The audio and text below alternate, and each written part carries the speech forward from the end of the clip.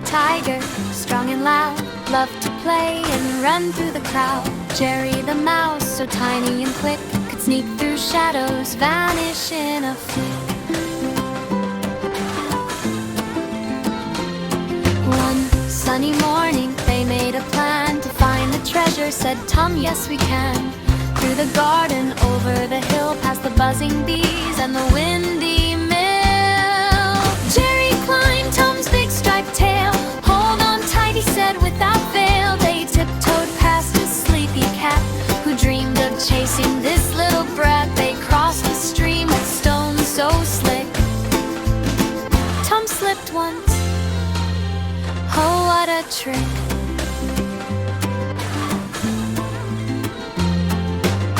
Jerry giggled, are you okay? Tum shook his head and splashed in the bay. In the forest they heard a sound, a rustle, a crunch, what could be around? A friendly fox popped out to say, hello adventurers, come this way. They followed the fox to a sparkling cave, filled with colors, shiny and brave. Gems and candies, a treasure so bright. Tum and Jerry's eyes grew wide with delight. But Tum said, the best treasure you see is the fun and laughs you share with me.